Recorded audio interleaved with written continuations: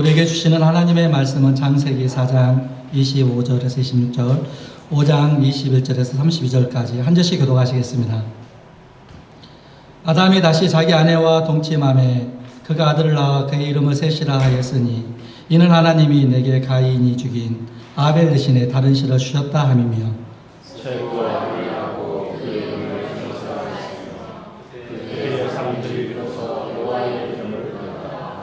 에녹은 65세에 무두셀라를 낳았고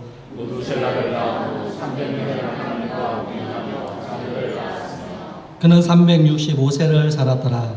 에녹이 하나님과 동행하더니 하나님이 그를 데려가심으로 세상에 계시지 아니하였더라. 무두셀라는 817세에 라멕을 낳았고 라멕을 낳아 780년을 자녀를 낳았으며 그는 969세를 살고 죽었더라.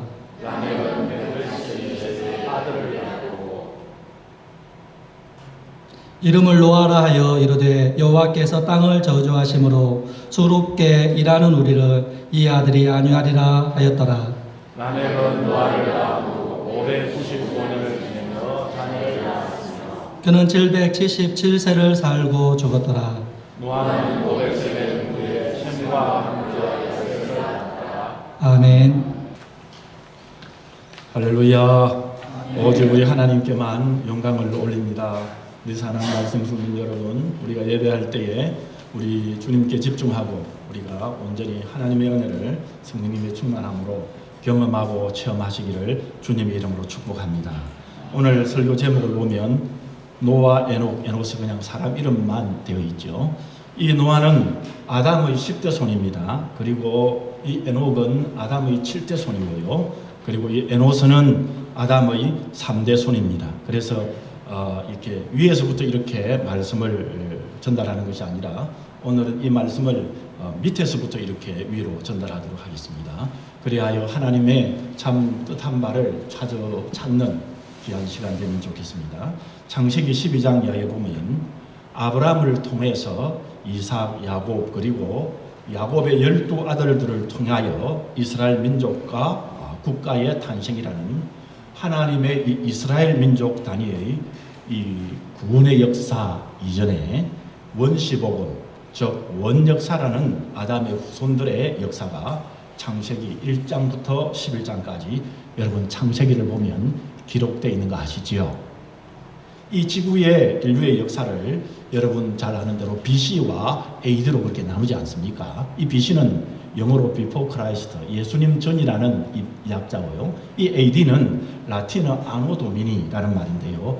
주님 후에, 주후, 즉 주님 후에 기록된 역사라고 해서 AD 이렇게 나누고 있습니다. 그래서 성경의 역사에서 보게 되면 아담은 예수님 탄생되기 전 BC 4112년에 시작이 되었고 노아 홍수는 그로부터 1656년 후인 BC 2458년에 일어난 사건입니다. 그러니까 이 노아 홍수의 사건은 지금부터 약 한 4500여 전에 홍수의 사건이 일어났다 이렇게 말씀합니다. 여러분 우리 이제 이 과학이 조금 발달된 18세기와 20세기 초까지 세상 사람들은 이 노아 홍수 성경에서 이런 말씀은 무조건 모세가 창세기를 기록할 때 지어낸 거야. 그리고 이야기를 흘러내려오는 그 이야기를 엮어서 만들어낸 설화야. 그렇게 치부됐지만 고고학이 발달되고 과학이 발달되는 20세기 후반에 들어와서는 많은 과학자들이 노아 홍수의 이야기가 사실이 아니고서는 설명할 수 없는 너무나도 많은 증거들을 과학적인 사실로 발표를 하고 있습니다. 예를 들면은 현재 여러 과학적 과정을 통해서 본 노아의 방주를 보게 되니까 현대 선박 공학자들도 놀랄 만큼 완벽하게 만들어진 초대형 목재 선박이었습니다. 우리 인류 역사에서 1930년 이전에는 이와 같은 큰 선박을 만들지 않을 정도로 그런 초대형 목재 선박이었습니다. 왜냐하면 창세기에 노아의 방주의 크기가 있는데요. 길이가 300규빗, 넓이가 50규빗, 높이가 30규빗으로서 우리가 잘 알 수 있는 크기로 말하자면 길이가 135m. 여러분 135m 얼마나 큽니까? 넓이가 보게 되니까 23m, 높이는 13m인 축구장 1개 반의 길이에다가 넓이는 축구장의 넓이보다 조금 모자라는 그런 길이에 이릅니다. 그래서 비율로 따져보니까 길이를 10으로 잡으면 너비는 1.6, 높이는 1의 비율인 것입니다. 이 비율로 보고 현대 선박공학자들이 깜짝 놀랐습니다.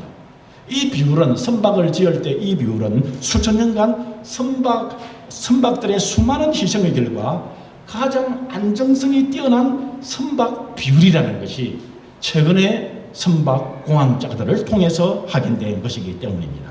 여러분 모세가 창세기 글을 기록할 시점인 지금부터 약 3,500년 전임을 감안할 때 당시의 지식의 수준으로는 상상할 수 없는 선박의 비율이기 때문에 하나님이 주신 설계가 아니고서는 설명할 수가 없는 것입니다. 참고로 여러분 이 노아 홍수 때 지어진 이 선박 목재로 된 이 선박이요. 지금 미국 켄터키에 가면은 똑같은 크기의 선박을 만들어 놓고 전시해 놓고 있습니다. 저는 거기에 꼭 한번 가고 싶다는 그런 생각이 드는데요. 둘째로 이 노아 홍수의 역사적인 것이 증거가 사실이라는 것은 전 세계적으로 고대 문명의 역사의 홍수에 대한 전설에서 찾아볼 수 있습니다. 학자들이 세계 곳곳에서 수집한 홍수의 전설이 270여 개나 되는데요. 이 전설로 수집된 지역이 한 지역에만 있는 것이 아니라 유럽, 아시아, 호주, 동인도, 알래스카, 핀란드, 아일랜드, 태평양에 있습니다. 그리고 필리핀군도 남아메리카, 중앙아메리카, 북아메리카, 동아프리카 이런 홍수의 이야기가 전 세계적으로 홍수의 이야기가 퍼져 있다는 것입니다. 이 말은 무슨 말입니까? 인류의 조상들은 하나였고요. 이 인류의 조상들이 홍수를 겪은 사실이 너무나도 큰 충격이요 사실이었기 때문에 그의 후손들에게 입에서 입으로 전 세계적으로 퍼졌고 인류에게 퍼졌고 전 세계 지역에 다 퍼졌다는 사실입니다. 여러분 한예로 인류가 만든 가장 오래된 문자라고 하는 것은 한자 아닙니까?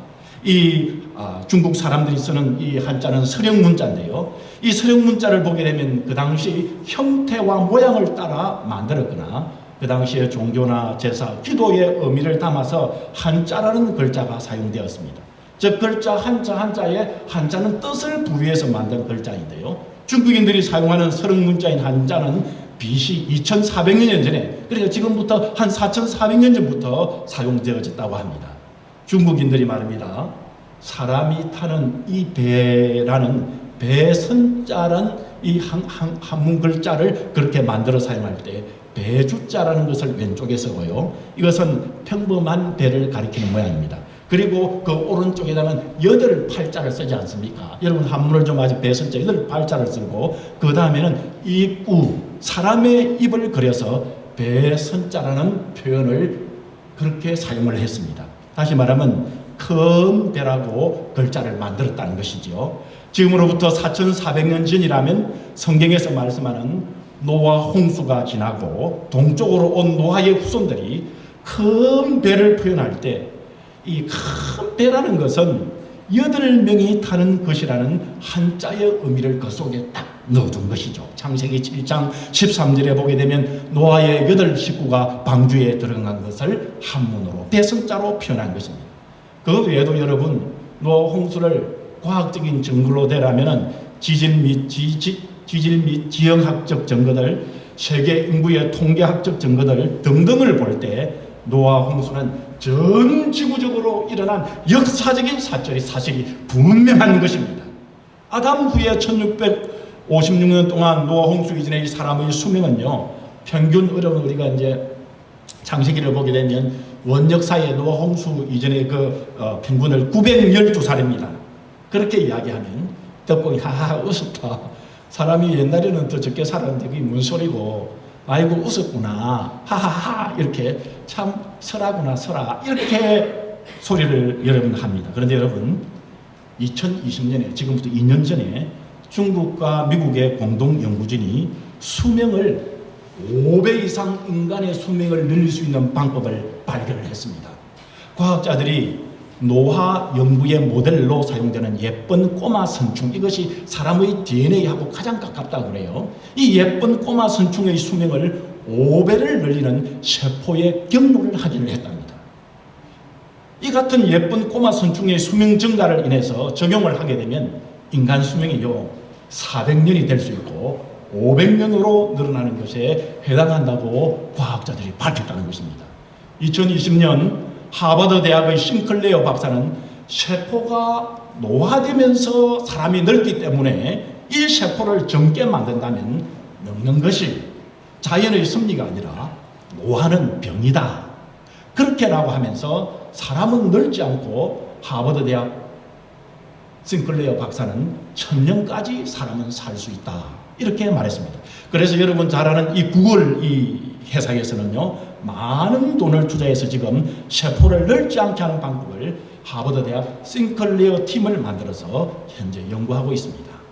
여러분, 성경을 보면 노아 홍수 이전의 자연 환경은 거의 에덴 동산과 같은 환경으로 묘사하고 있습니다. 이런 좋은 환경과 그리고 몸에 좋은 음식을 먹고 보통 900살 이상까지 살면서 아이를 낳았다면 노아 시대 때 인구의 수는 보통 10억에서 많게는 100억을 보는 인류학자들도 있습니다. 노아 홍수 이전의 너무나도 좋은 아열대 기후 이상과는 설명할 수 없는 좋은 환경으로서 춥지도 덥지도 않은 따뜻한 자연 환경, 태양의 적외선의 공격 없이 유익한 태양 광선이 사람에게 비추게 되고, 그리고는 사람에게 유익한 수분을 충분히 함유한 공기와 풍부한 영양식에 씨 맺는 채소들, 그리고 모든 동물들과도 뛰어다니는 에덴 동산과 같은 추위가 더위가 없는 환경들이라고 과학자들은, 성경학자들은 추정을 하고 있습니다.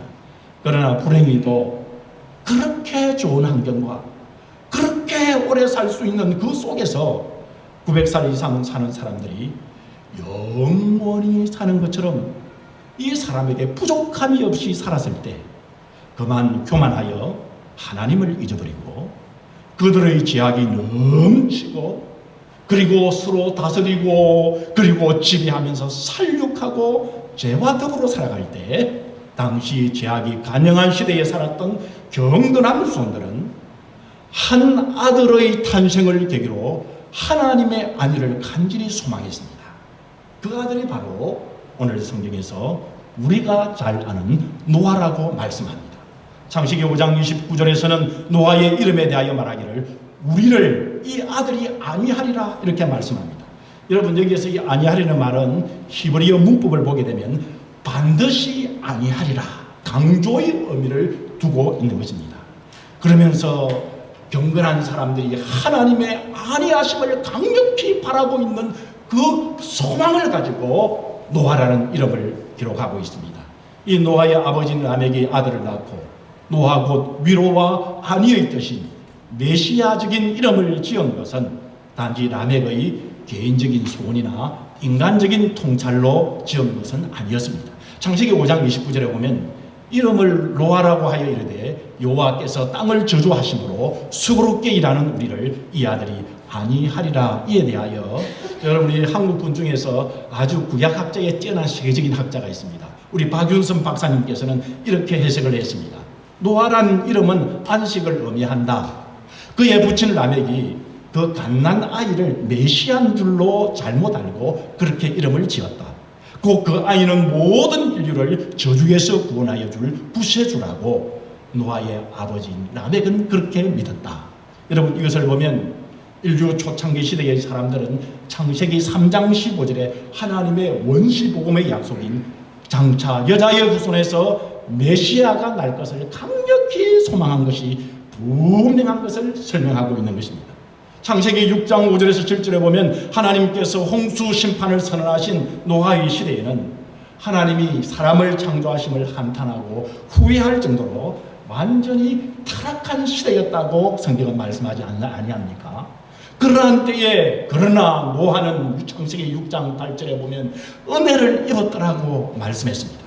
이것은 당시 타락한 암흑 시대에 하나님의 등불이었던 노아를 주목하는 반면 노아와 그의 7 식구 외에는 경건한 자가 한 사람도 없을 정도로 완전히 타락한 상태를 암시하고 있는 것입니다. 그래서 베드로후서 2장 5절에 보게 되면 옛 세상을 용서지 아니하시고 오직 의를 전파하는 노아와 그 7 식구를 보존하시고 경건치 아니하는 자들의 세상에 홍수를 내리셨다 말씀하지 않습니까?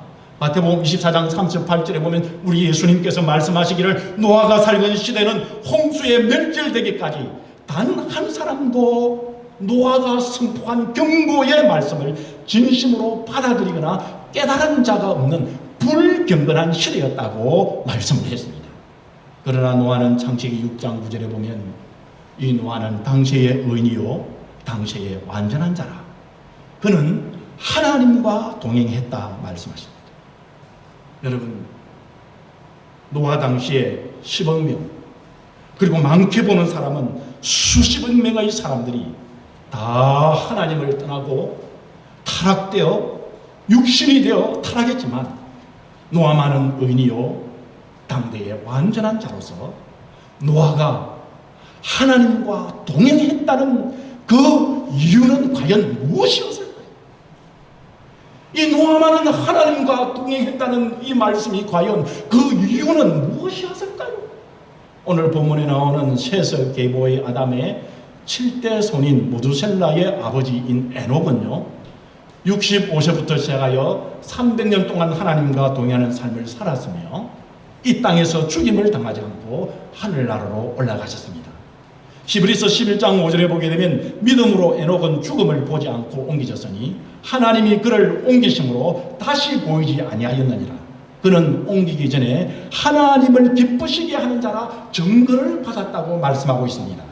하나님과 동행하시면서 하나님을 기쁘시게 한 에녹은 하나님과 동행하여 살면서도 자녀를 낳았고 사람들과 더불어 주어진 생활을 했습니다. 그러면서 이 에녹은 하나님을 기쁘시게 하는 사람이 되었습니다. 하나님과 동행하는 것은요, 여러분, 세상을 떠나서 아이고 나 저 사람 꼴보기 싫다, 여러분 그러면서 방문을 걸어 잠그고 혼자 사는 것이 하나님과 동행하는 것이 아닙니다. 하나님과 동행한다고 하면서 저 깊은 기도원에 평생을 살거나 사막에서 혼자 사는 것이 아니라 오히려 하나님과 동행하는 것은 문제 많은 세상에서 말도 많고 탈도 많은 사람들 속에 살면서 가정생활하면서 교회에서 교회 생활할 때에 내 마음에 들지 않는 사람이 있지만은 그래도 교회에서 하나님께 예배하고 신앙생활을 하면서 괴로움과 죄를 이겨나가는 것이 바른 성도의 자세, 이것이 바로 하나님과 동행하는 바른 자세라는 사실을 이 에녹이 우리에게 보여주고 있는 것이지요. 여러분, 우리가 찬송가 543장 2절에 보게 되면 저 높은 곳을 향하여 찬양, 우리가 좋아하는 찬양이지 않습니까? 2절을 보게 되면 괴로움과 죄가 있는 곳 나 비록 여기 살아도 빛나고 높은 저곳을 날마다 바라봅니다. 내 주여 내 발 붙드사 그곳에 서게 하소서. 그곳은 빛과 사랑이 언제나 넘쳐옵니다. 괴로움과 죄가 있는 곳 나 비록 여기 살아도, 그렇게 찬양하는 것처럼 사람들과 서로 부대끼며 부딪히며 살면서 그 삶 속에서 하나님과 참 동행하는 역사가 있어야 하는 것이 바로 에녹을 통해서 우리에게 보여주는 것 아닙니까? 하나님과 동행한 에녹이 죽음으로 생애를 끝내지 않고 하늘로 올라간 것처럼 여러분, 우리들도 주님과 동행하다 보면 우리 주님께서 다시 오실 때 부활의 영광을 입을 줄 믿습니다.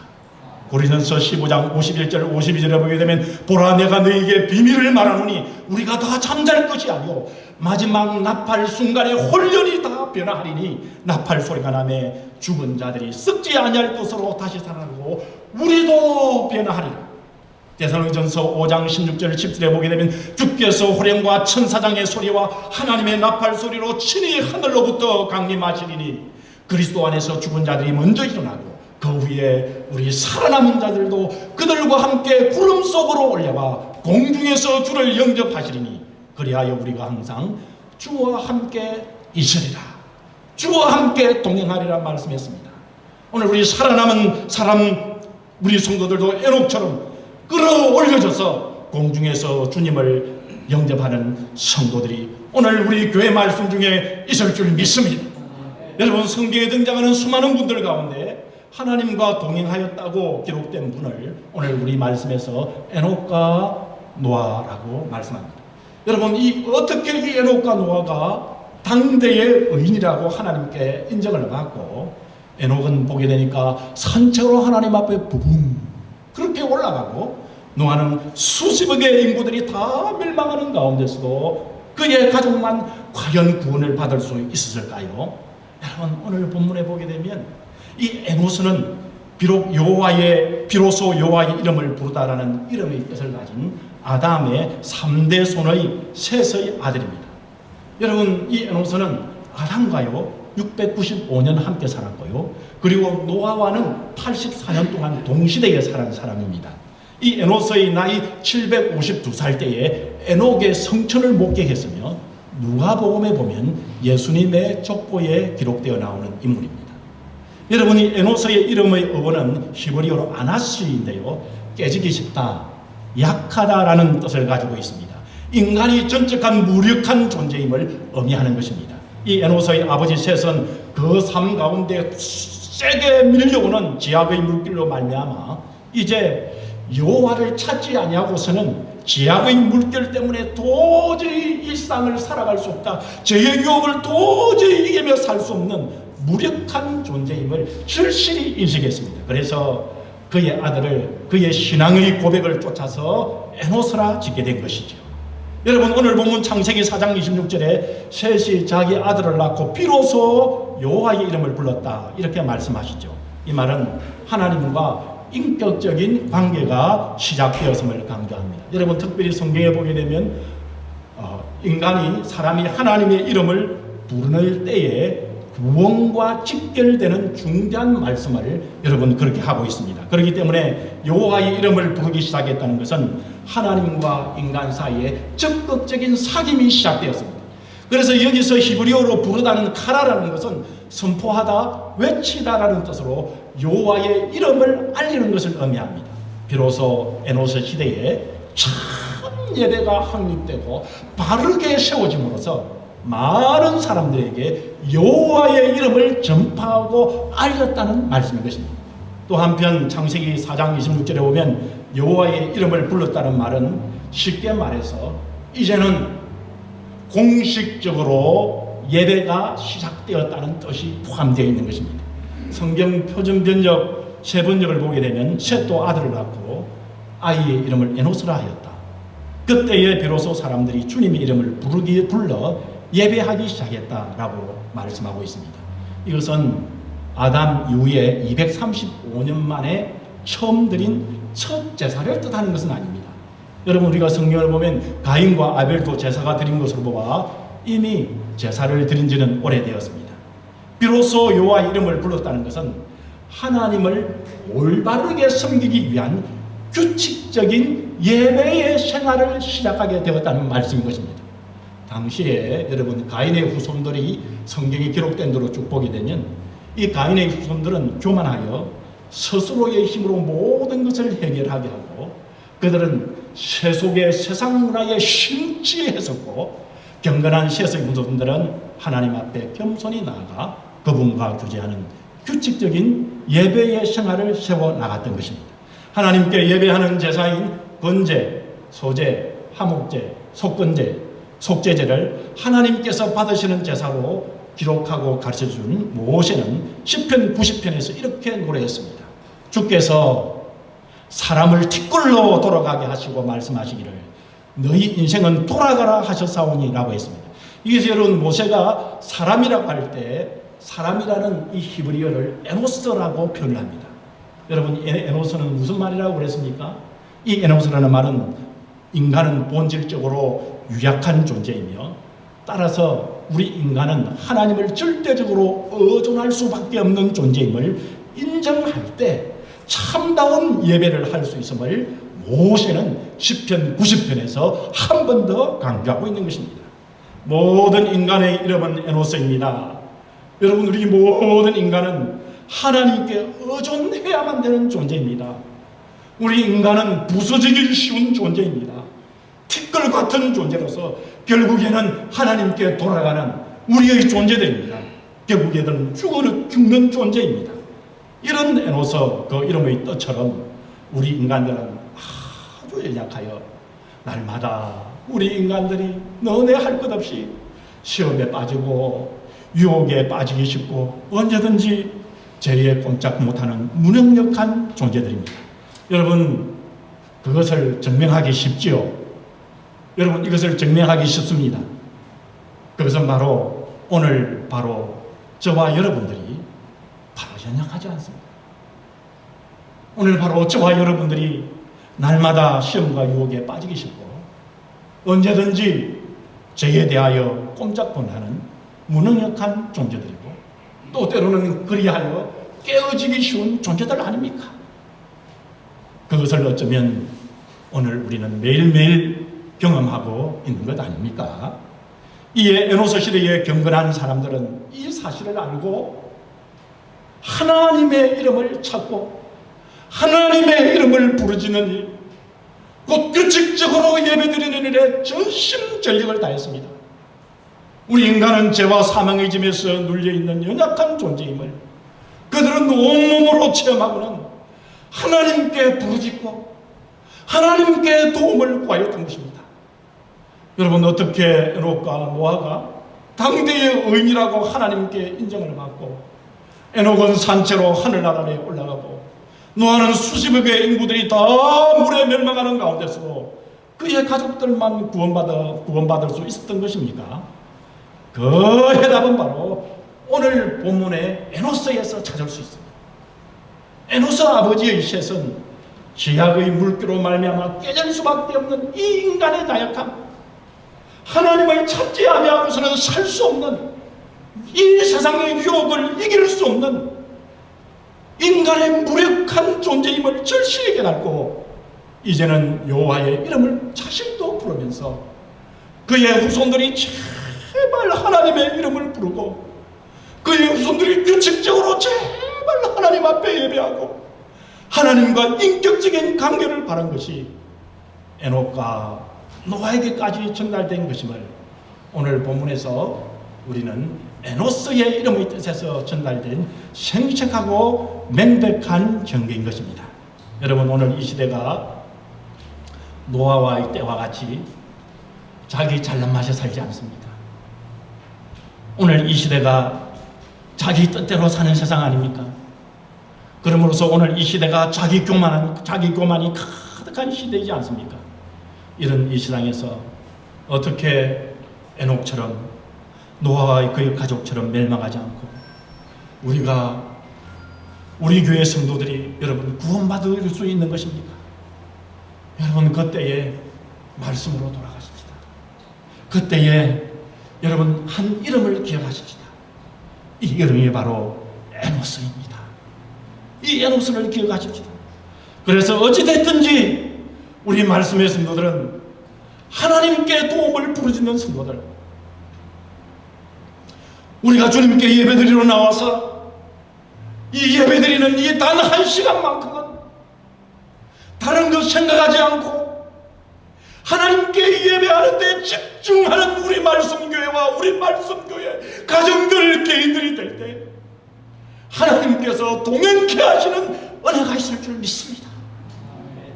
하나님께서 그렇게 이 마지막 시대에 노아 같은 이런 마지막 시대에 자기 잘난 맛에 사는 이 시대에 우리 성도님들을 한 분 한 분을 구원해 주시고 우리 가정들을 구원하고 우리 말씀교회 성도들을 구원하는 역사가 있을 줄 믿습니다.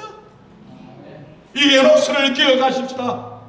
할 수만 있다면 주님이 오실 때에 얼마나 영광스러운지 에녹처럼 하나님의 영광도 보시기 바랍니다. 노아처럼 멸망받는 세상에서 오늘 우리 하나님의 주님을 섬기는 우리 구원받는 교회, 구원받는 성도, 또 구원받는 나의 가정, 구원받는 개인이 에노스를 기억하면서 다 되시기를 주님의 이름으로 축원합니다.